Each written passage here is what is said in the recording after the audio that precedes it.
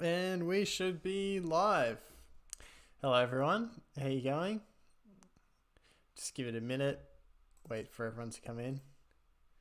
There we go. Should be all working now. Hope you guys are all doing well. Oh well, thanks Mark for becoming a member. It's absolutely awesome. It's good to have another person with the logo next to their name now. That's it. I'm doing great, Thomas. How you going? It's been good.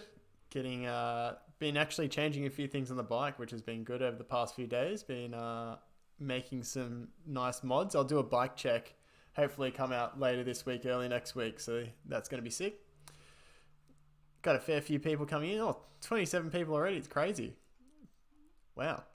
But yeah, if you've got any questions about budget hardtails or anything else, send them through. Good to have a chat. If you've got questions about anything else, just send them through. I haven't done a live stream in think over a month and a half, so I'm going to try and do at least one a month from now on. Just double check audio's all good. You can all see me. I think you can, but always good to double check. They've changed the streaming thing. You're forced to use the new version of the live stream. You can't use the old one, which I was always using. It's a lot easier to use. But in the office today, in the home office, so you guys get to see where the editing happens. Yeah. So Mark asks, what do I think about the new Xstrata 7? Yeah, so it's got the same geo as the Xstrata 5 that I talked about in the budget hardtail buyer's guide, but the Xstrata 7 comes with through axles in the rear. So yeah, you've got that better there, so you can upgrade the wheels and all that kind of stuff to something that you want a bit more, and it's also a bit stiffer than say a quick release in the rear. So it's a good frame. So if you're looking to spend a little bit more, it's definitely a good option. And you got 1x12 decent air fork on it as well. Tim Hoss asks, have I seen the new Merida Big Trail 600? Yes, the new Merida Big Trails look awesome. So after I do the bike check this week, of my T8, then I'll do the buyer's guide for kind of more like your trail hardtail. So stuff with through axles and all that kind of stuff like that. Stuff around like $1,500 where you kind of get that good value trail hardtail. So that's going to be kind of like the next buyer's guide. And then after that, it'll be dual suspension. So I'll kind of do one buyer's guide, then a separate video, then a buyer's guide to kind of keep things a bit fresh, so you're not just bombarded with buyer's guides if you're not interested in looking at that stuff all the time. Mix it a little bit up towards the end of the year. Thomas asks, is the Trek Fuel EX8 a great bike? Yeah, I love it. Yeah, it's a pretty good bike. I like the Fuels. Good kind of do-it-all bike for Australia. Then they ride really well. The rear suspension's always really good over the chunky stuff. Might not be the most efficient bikes, but they're definitely really good bikes. Got the cheeky Sprite for tonight. Joshua, thanks for enjoying the content. Blueberry Muffins asks, was I just at Mount Narra? No, I wasn't at Mount Narra. I was at home today. The White Aussie asks, Merida 120, Norco Fluid, or the Stump Jumper Alloy? Out of all those bikes, the new Stump Jumper frame, so the 2021, would probably tickle my fancy the most. The Merida 120 is a really good bike. I really enjoyed it. It's just on the slightly shorter side, so if you stick to more XC stuff, that'll be a bit better. But as you start to progress and doing harder stuff, it's not as good. The Norco Fluid FS3, really good geometry. I really enjoyed that bike, but the rear suspension kind of did hold it back a little bit. And then the Stump Jumper Alloy just looks like a great all-round package. Like, I know a lot of people kind of not liking it because the alloy still has a horse link, so you're not missing out there. On the carbon frames, they've got a flex stay instead of the horse link. So yeah. Jake asks, what's my opinion on the Trek Roscoe? Yeah, the Roscoes are really good. I think there's some other bikes you might get slightly better value spec for money, but the Roscoes they're nice bikes.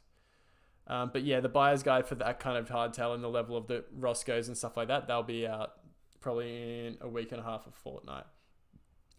Anthony asks, what are my thoughts on the San Quentin 3? Yeah, really nice bike. If you like 27.5 inch wheels, it's probably one of the best value hardtails on the market.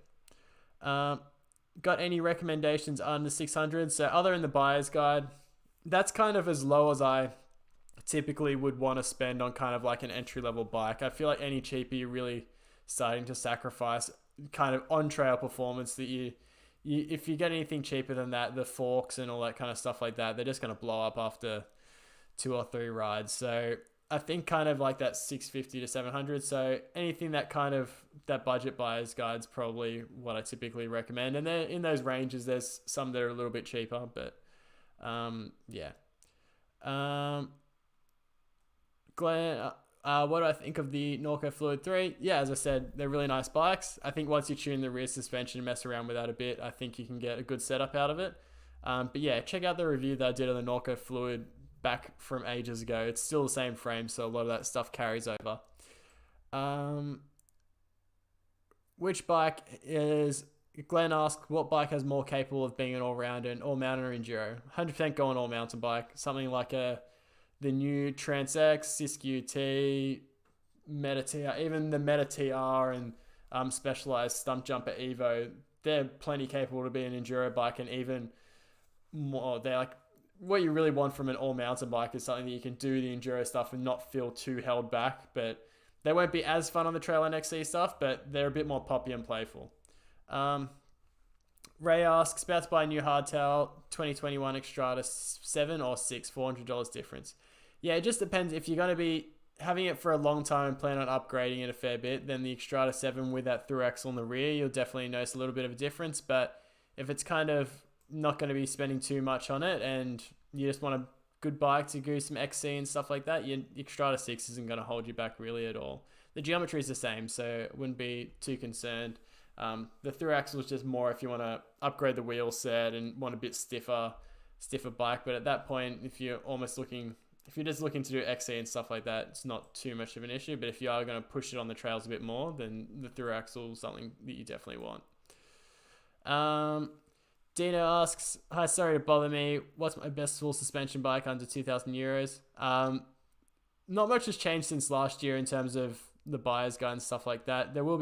I haven't done as much research on the entry level kind of dual suspension bikes, but like the Vitus Mythic, Sisk UT, Disc UD, all those kind of bikes are, if you're in Europe, stuff from Rose is really great value for money. I think that's probably one of the better ones to go for. But yeah, there's plenty of stuff out there, and I'll have those videos coming really soon. So if I didn't really answer your question there, I'm definitely will be doing a lot of research.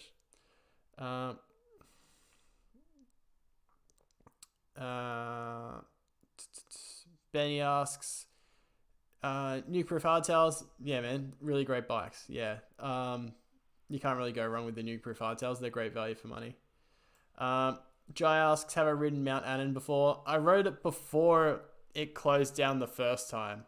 So closed down, and then it must have been shut for that was when I was first starting mountain biking. So it's been a long time since I've been out there. So if I'm going down to Canberra or something, I might stop in and do a cheeky lap or something like that. But no, I haven't ridden it since they've fixed it back up.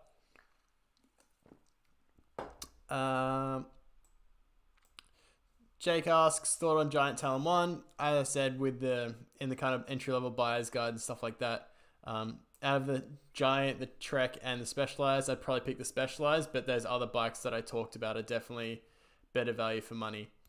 Kamaral asks, have I heard of Dartmoor? Yeah, I've heard of Dartmoor. Has competitors in Quentin. Haven't done too much. I know Dartmoor is the brand, and they've got some really great value for money bikes, but I haven't looked too much into doing comparisons, but I'll definitely do that. So stick around probably a fortnight for when I do the buyer's guide for those kind of hardtails. I'll have a better response then. Marty Richards, the OG, sticking around.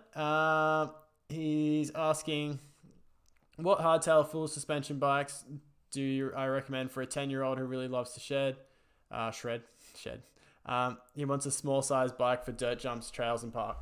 I think it just depends. If they're doing downhill and racing enduro, then you probably want a dual suspension. But if they're messing around on jumps, just doing trails and stuff like that, 10-year-old's pretty light, so you're not going to need probably a full suspension. So any kind of, it's tough to say. I know plenty of kids that if you're doing like stuff with like Stromlo and more the trail oriented stuff, then I think a good aggressive hardtail is probably a good thing to get. But probably as he gets to kind of like 13, 14, then you can go to a dual suspension bike. But for jumps and stuff like that, you can't really go wrong with a hardtail. It's probably going to be a bit more durable as well for kind of dirt jumps and stuff like that. So probably a good hardtail with a through axle is probably the way to go. More nuke-proof stuff, yeah, as I said, went through their nice bikes. Declan asks, what's my thoughts on the new Norco Storm? Looks absolutely awesome. I think the range will probably have a similar setup, so they'll have like the 29, which will be the enduro race bike, so the Shore's just 27.5 inch only.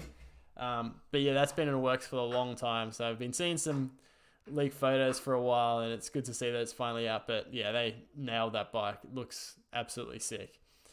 I'm a fan of the high pivots.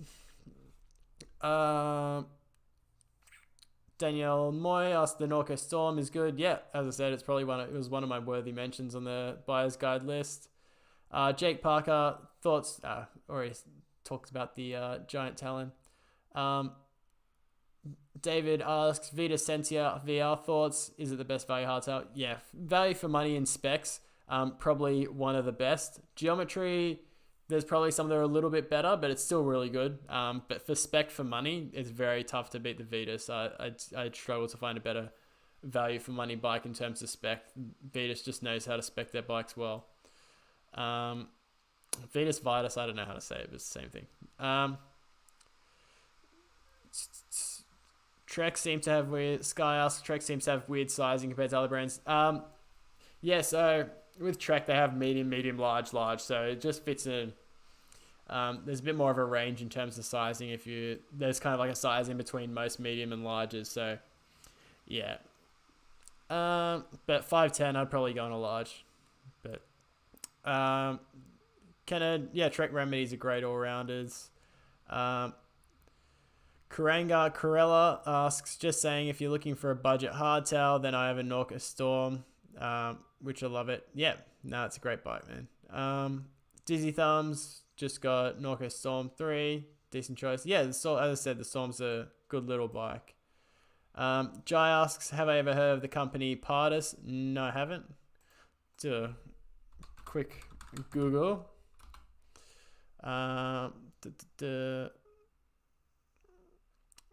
I'll have a gaze. No. It's one of those things. No, haven't heard of them.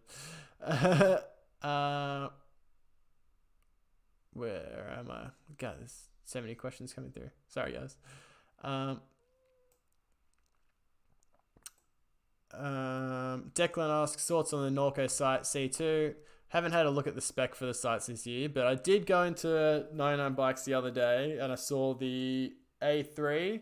So I'll look into more when I'm doing the buyer's guides, like the all mountain buyer's guide. I'll have a look a bit more into the spec of all those bikes. But the A3 was killer spec for the money. I was really impressed with that one, and that was, I think, 3,700 around there, and it was really nice. So I was really impressed with that one. But yeah, it's the Norco's been specing their bikes really, really well. Billy asks, not a hard take, what do I think of the Focus Jam? Yeah, Focuses are really nice. A little bit behind the 8-ball, like kind of middle of the road in terms of geometry, so nothing too out there, but some people like that. So if you're doing a bit of everything there, it's definitely a great option. But their rear suspension's really good. The fold linkage is pretty cool. Talked about the giant talon one like 3 times.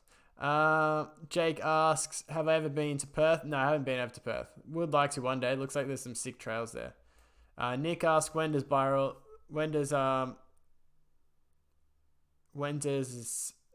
Bike Park open? Crystal ball. I don't know. It'll open eventually, but just keep an eye out for the updates. I know people were trying to sneak in, which isn't cool, but yeah, be patient. It'll open soon. So Mark, just following up on the Xstrata 7, yeah. So looking at the Siskiyou T7 originally, but I think I'll mostly do dirt roads, some trails. Xstrata is cheaper and looks like it'll still be pretty good on the trails. I think it just depends on what kind of trails that you're really looking. I think probably if you're kind of in between, I think the D7 is probably a better option. If you're kind of tossing up between those two bikes, the D7 is probably go, because if you're riding the T7 on the road a bit, it will feel like a pretty big, longer bike. But the Xstrata 7, if you're starting to push it beyond XC, then you'll probably find the limit. So I think probably the D7 would be a good in between. Matt asks, looking to get into mountain biking, should I get the T7? Yeah, it's a great bike for kind of getting into sport and really progressing on it like you wouldn't. If you can really progress on that bike. Like, I mean, I ride the T8 right now, and I'm not saying I'm a good rider and do anything crazy, but I can do all the enduro trails pretty much in Sydney on that kind of bike. So yeah, you can. It's a really great bike to build and progress on.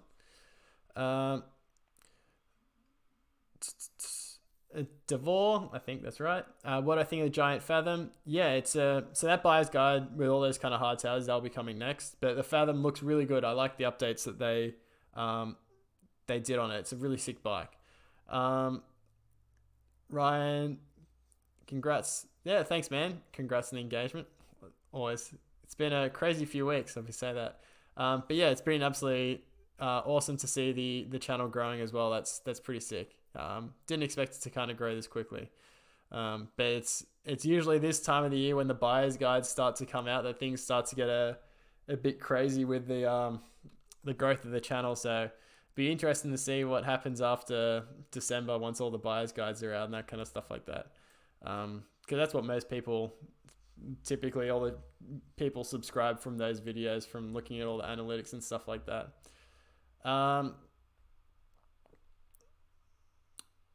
Tim Boss Hoss asks Xstrata 7 or Xstrata 7 LTD. The 21 Xstrata would definitely be my pick. The LTD uses the old frame, so it's kind of the old frame with specs from this year. So if you're going to pick one, the Xstrata 7, the 2021 model, not the LTD, would be the way to go. Jai asks Marlin 4, 5, and 6. As I said, the Marlin's probably not my favorite out of those kind of like entry-level hardtails. I think the Specialized out of those kind of brands would be the ones to go, but I definitely think the other ones in the list are definitely better value. Yes, I do live in Sydney. We'll see how long that lasts. Why does the Xstrata 5 look so good? Yeah, it does look sick. Like, I do like the paint job, and the frames just look really good this year. What's the depreciation on bikes like? I mean, at the moment, like, people will pay anything for bikes. But usually, yeah, you lose a fair bit on bikes.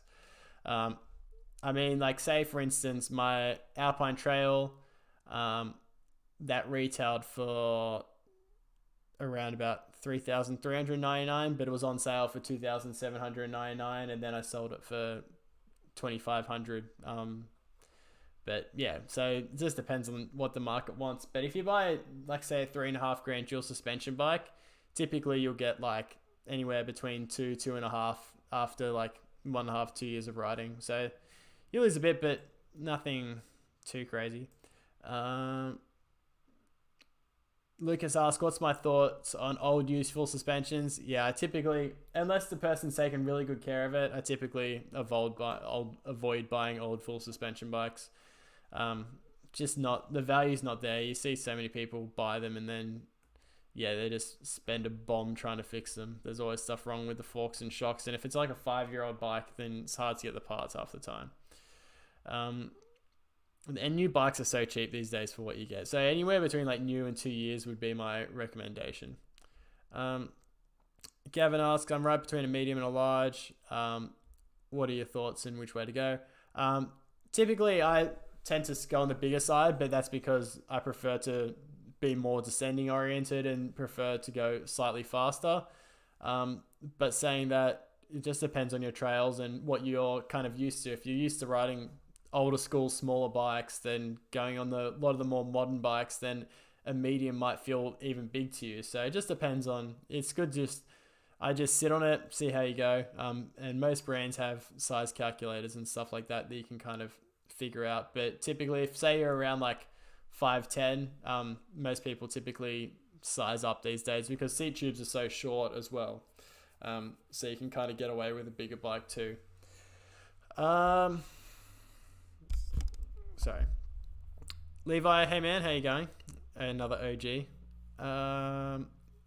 Dino asks, so much love. Love you too, man. Sell my bike. Sell my bike. It's a Vetus Nucleus, cheapest model from 2022. 2020. Did a 1x10 Dior drivetrain, Sunrace cassette. It's 500 EU good. I don't know. Like, it's hard to tell. Like, I only know the used market in Australia. I don't know what people kind of pay in the EU for bikes and stuff like that. So I don't know if I can be too much help. But yeah, I mean, if you can get it for 500 EU, that seems like a pretty decent price. Merida Big Trail 200. Yeah, the Merida Big Trail, the frame looks really good. I'd have to check the spec on the 200. I'll see which spec's kind of like the best value. What will be my first upgrades for a San Quentin 2? I think it comes with a drop post. If it doesn't come with a drop post. Brakes would probably be the next one. And then after that, the fork would be the next one. Lamb Chops asks the Marin San Quentin 3. Yeah, it's a sick bike.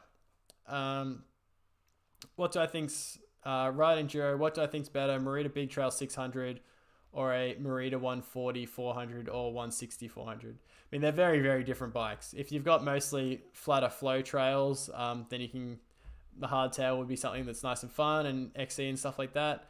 But the 140 and 160 are very different bikes. So if you're looking for something more versatile to do kind of like a bit of everything, the 140 is good. But if you're just climbing for your descents, then the 160 400 would be the way to go. It's a bit boring on more mellow trails. Mega Dubs, another OG. How you going, mate? Louis asks, what do I think of frames? Lewis, sorry. Not Louis. Lewis. Oh, sorry. What do I think of frame sorts if you already have good components? Yeah, I think frame swaps are a great idea. Save some money and get a decent frame. If you got the components, don't put them to waste. I think frame swaps are a good idea.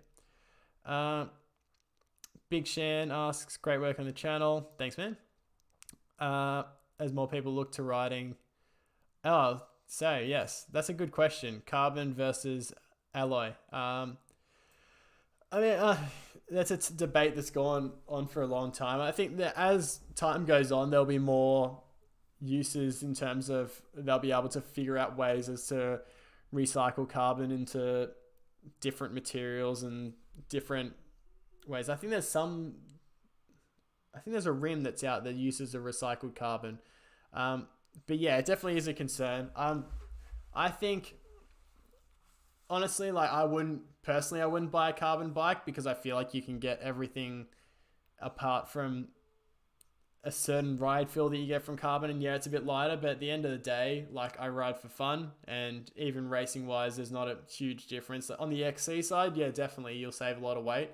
But in the enduro side, like the frames, you're totally talking about like 500 grams at the most, really, typically between a good alloy and carbon frame. 500 grams, a kilo max in some brands that are really good at the carbon technology. But yeah, I think for everyday riders that's not on the top level, I honestly don't see an aspect of going to carbon. I don't think carbon's that better of a material. And I think like people will say that obviously carbon's more fragile.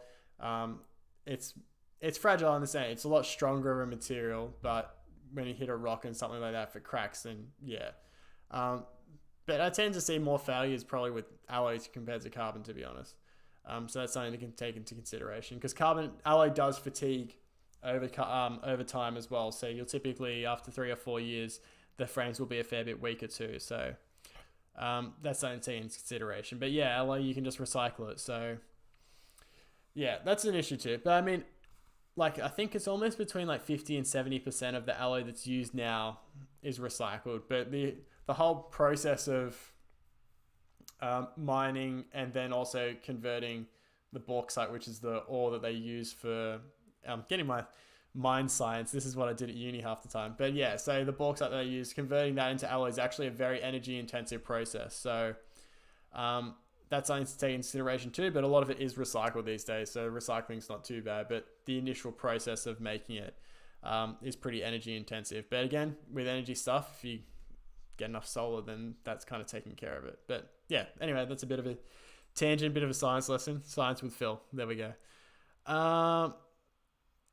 Bayaki gets it. He's doing his advertising on the chat. If anyone wants to buy a Trek Excalibur, he's your man. What's good budget hardtail? Watch the video? Come on, man.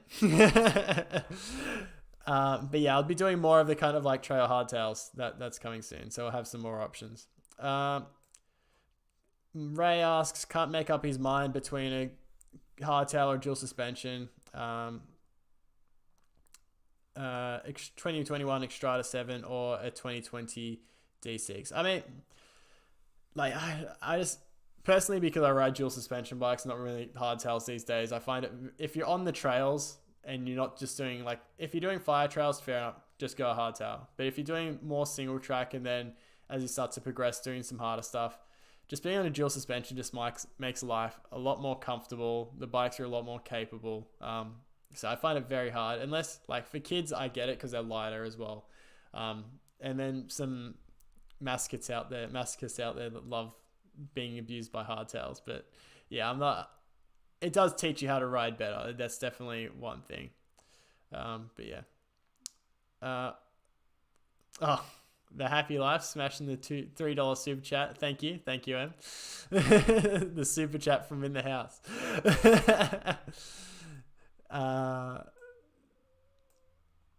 I need to be more up with the chat. I didn't even see that. I really appreciate that. That's very kind. I forgot where I was at. Karanga Corella asks, best budget wheel set. Yeah, I mean, the Nuke-Proof Horizons, I really enjoyed those wheels, and the new version's even better. There was some issues with the hubs. I didn't experience them on the old version, but the new ones, it's fixed. So I think the Nuke-Proof Horizons are really good.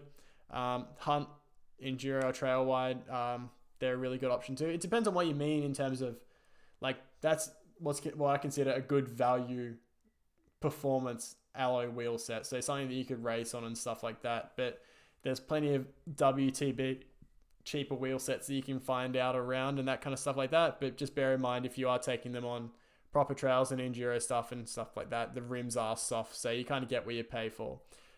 So around that $500, $600 mark, those Nuke Proofs and the Hunt wheels are really great value for money.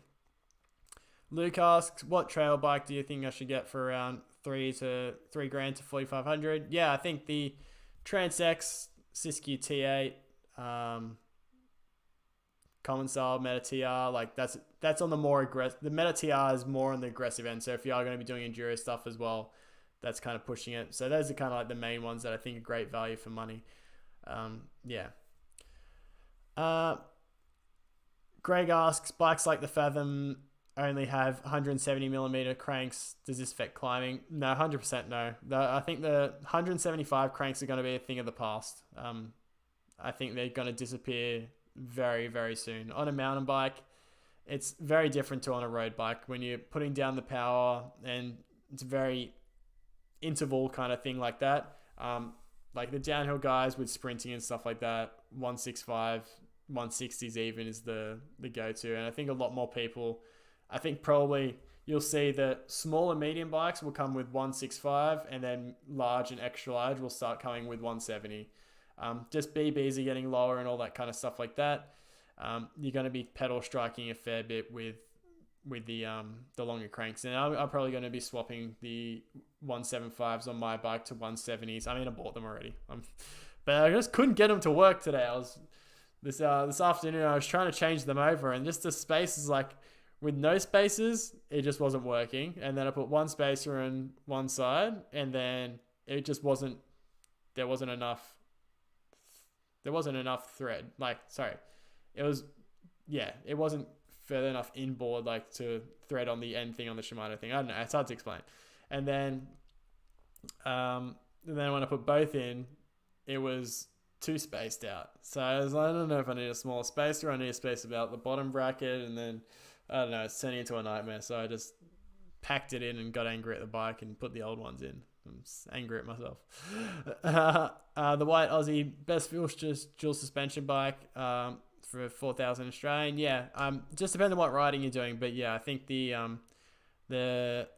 Trans, Siskiyou T, those kind of bikes are probably going to be your best value to go for. Norco Fluid, all that kind of stuff like that. Those are probably the best entry level bikes. Cala masks. Oh wow, we've only been on for 30 minutes. Impressive. It's gone quick. I'm hooked on that new SAS show. That's on last night. It's on tonight. So I've got to smash through these questions. It starts at 7:30. No, stay on for a bit longer.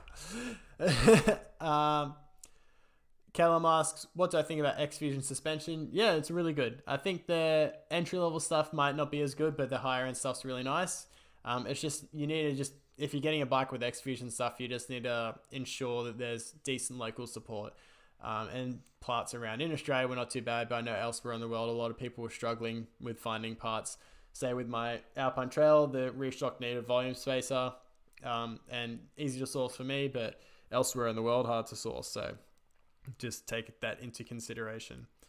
Cala mask, what do I think of the 160? Yeah, I used to own a 160 back in the day, and it was a really great bike. Rear suspension really impressed me. And it's like kind of like a timeless frame. Like it hasn't really gotten that old or out of date, and it's been around for a while now. So no, we're really impressed with that bike.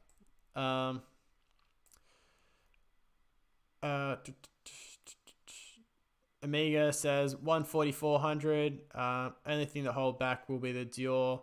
Like, don't be too concerned about the drivetrains. Drivetrains are consumable items at the end of the day. It's not going to hold it back in any kind of way. The drivetrain, the thing that's going to hold a bike back will be the brakes and suspension. Drivetrain's not going to hold you back, especially if it's still a one-by. It's a one-by. DigiThumbs ask, platform rack or upright? I have a platform. Just makes more sense for my kind of car. But I think I honestly, like, there's people that use upright racks all the time, shuttle companies and stuff like that, and they never experience an issue with the bikes. I wouldn't be too concerned on that kind of stuff. I think it's a bit better of a...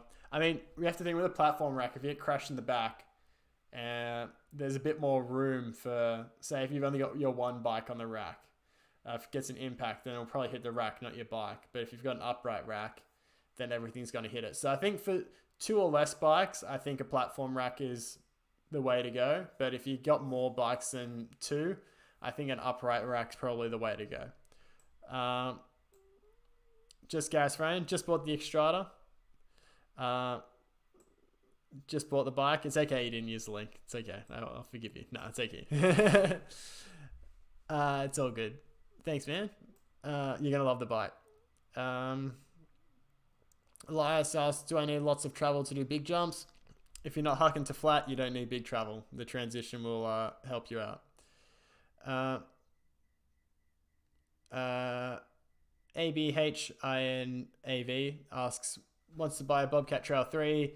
What can we do to fully lower the seat post? Yeah, if you want to fully lower the seat post, just cut the seat post down a little bit. So you can use a pipe cutter or a hacksaw. That's the main way to do it. Yeah. Kieran asks, I have a giant Talon. I'd like to upgrade it to a 1x13. 1x13? It's the Reuter drivetrain. No. I assume you mean 1x12. And buy new brakes.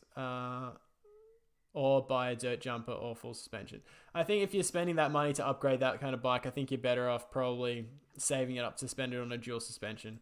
Because a 1x12 drivetrain is a bit exy, and then the bike's going to hold you back. The drivetrain's not really holding you back. It'll be more of the frame. So I'd save up for the bike as opposed to the drivetrains. It's not something that I typically recommend spending a big amount of money on. You're probably just better going like a cheap 1x10 if you want a 1x drivetrain. And you can get stuff with decent range. I know the Shimano stuff, I think on the 10 speed you can get... Oh, the 11 speed is just almost as cheap as the 20. The 10 speed, it's not really that much, and you can still get an 11 to 51 tooth cassette. Yeah, there's the micro shift as well. There's some great value, cheaper 1x drivetrains. yeah, don't spend money on drivetrains. That would be my recommendation. Just get something that does the job. Oh, my mouse has gone haywire. There we go. Spinning. Lamb Chops asks, what do I ride now? I ride the Siskiyou T8. So I'll be doing a bike check on that this week. So stick around for that. Spinning wheels. Can't make up my mind if I should get the T8 or N9. Mostly ride single track with regular visits to bike parks. There's a $900 difference. Not in budget. Yeah, I think I would pick the bike that suits your riding 90% of the time. So if that's trail riding, then go to T8. The T8's plenty capable. And then if you're not hitting the big stuff of the bike parks, if you're not doing huge drops over 1.5 meters or big jumps to flat and stuff like that, with the jumps, they've got plenty of transitions as well. So it's more, that's not going to be destroying the bike. It's big repetitive impacts at high speed is what's going to kind of overwhelm a shorter travel bike, and really big hucks to flat.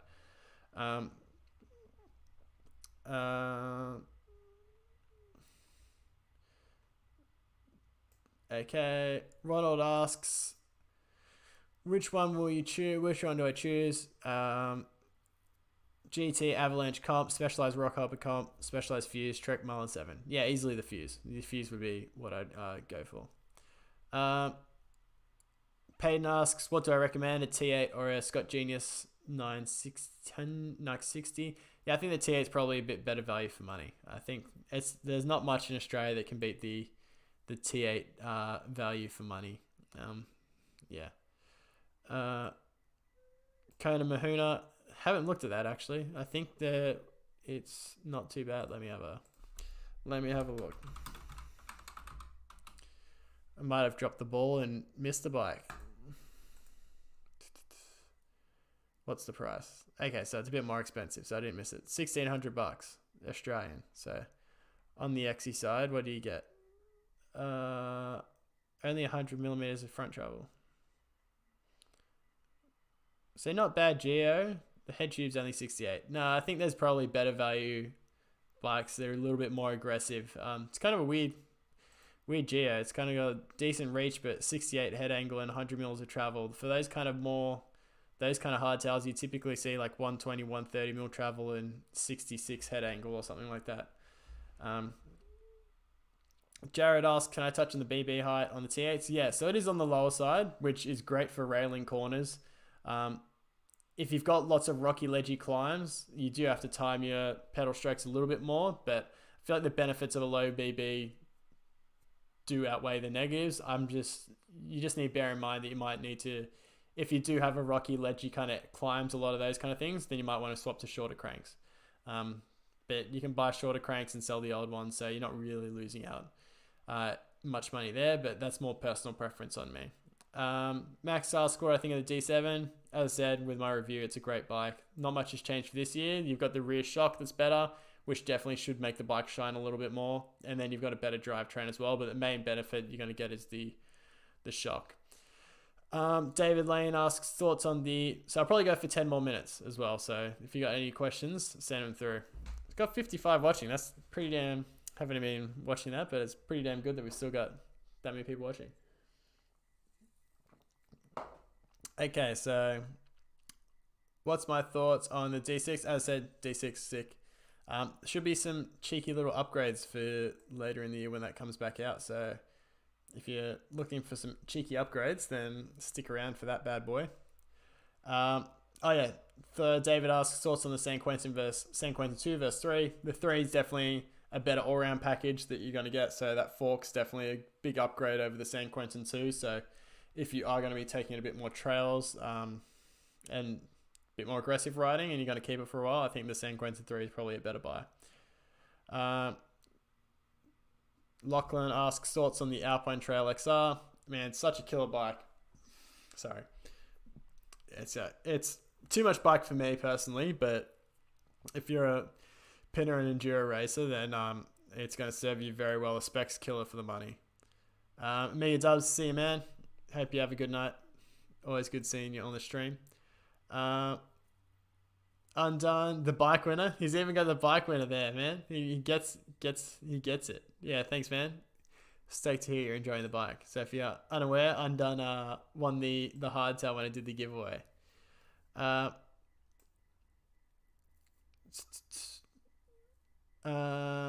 Kieran asks, yeah, I meant to say 1x10. Yeah, so if you're going 1x10, yeah, it's cheap. Yeah, so probably micro shift or entry level, the Shimano Dual stuff, it's super cheap. Nam, another millennial rider, shout out to another YouTuber. If I was to upgrade the fork on my BOA 29 at premium, is the budget air fork that's not table worthwhile? I mean, you'll definitely see a fair bit of improvement over the coil fork. I mean, the coil fork that comes with it, like they blow pretty quickly if you take them on trails. So, but that's the same with any kind of entry level coil fork. So you'll definitely notice a big difference kind of going from to a non-tapered air fork. You'll be able to get a bit more support in it. It will last a bit longer. So it will definitely be a little bit better, but like it's kind of like the geometry is going to be what's probably going to hold you back the most on that kind of bike. But you will notice that the fork will stay a bit higher in its travel and it won't dive and be as clunky.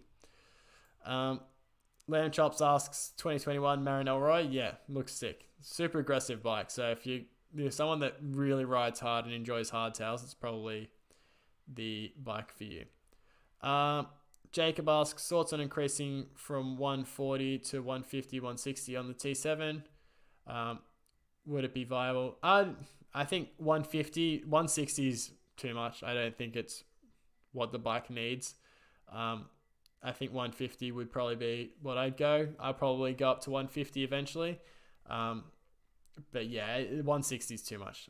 I think 150 would probably be the way to go. Tim Sutton asks, Marin Bobcat Trail 4 gets a mention on lots of budget hardtail lists. What I think of the Bobcat Trail 5 compared to other bikes at the price point. I mean, at the point of you spending the 5, so the 3 and 4 are really killer value and it's got really great geometry. That's why I recommended it.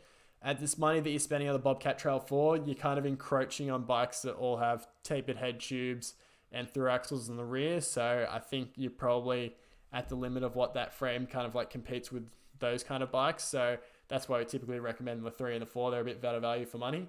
So if you are looking at spending money that's kind of around the 5, I think something with a through axle, and I'll kind of cover those bikes in my next buyer's guide. So yeah. We've got this, the chat has turned into a swap, buy and sell. People trying to buy and sell frames on here. James asks D6 or D7. I think they're very comparable, like spec wise. You can't really go wrong with either. If you prefer Rock Shocks versus the Suntour, but I think the D7 is just a better bike. But there is some, as I said, some cheeky upgrades coming on the D6 soon. Karang and Corella again asks one more thing. Any ideas on a 1x crankset with a 30-tooth chainring? I'm just trying to think. There's a few out there.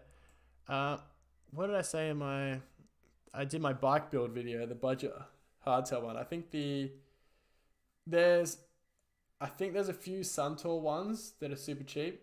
Suntour Xeron, I think it's called, that you might be able to get for $100 around that. I don't think the entry level Shimano kind of 1x is, I think that's a little bit more. I think that's around like 160-ish on the Dior. But yeah, you have to check. But the Suntour Xeron, I think, is the cheapest one that you can kind of get around. White Aussie asks, best dual suspension around 4,000 and 5,000. I need to know a bit more detail as to if you're riding trail enduro, that kind of stuff like that. Good night, man. Hopefully that answered your question.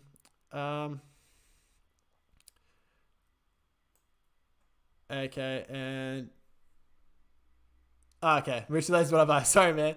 AK Detroit, New Proof Mega or Banshee Spitfire. I know this Banshees are really been the new generation. If it's the new generation of the Banshees, they've really been tickling my fancy. So I do like the Banshee. I think it's cool. Mark M, I think I'm going to be doing the same. So a couple more minutes to end the stream. A couple questions. I want to watch the SAS as well. it was quite interesting last night. So much drama. I do love the drama. Okay. Kurt, thanks, man. Thanks for sticking around. Yeah, I think we'll end it there. So, don't think there's any more questions coming through. But yeah, hopefully I answered any of your questions that you had about the budget buyer's guide and stuff like that. So, as I said, this week, hopefully have the bike check on my Siskiyou T8 as I made a few changes to that. And then the week after that, we'll have the buyer's guide for kind of more your trail hardtails. So, bit kind of better bikes. But trail bike, yeah, so that kind of 4 to 5K. Yeah, at that kind of point, you can kind of get something decent from the bigger brands. So you can get something like the Trek Fuel, new Specialized Stumpy, and that kind of stuff like that. But some great options like from some other brands as well. But yeah, I'll cover all these bikes in the buyer's guide. I need to do my research for this year. I haven't done as much research and staying in the loop, but when I come to my buyer's guide, I'll have all the answers for you. So hopefully, I mean, there's no bikes in stock at the moment anyway, so something will by the time I have those videos out, there'll be bikes around hopefully. But anyway, guys, thanks for tuning in, and I'll see you guys soon.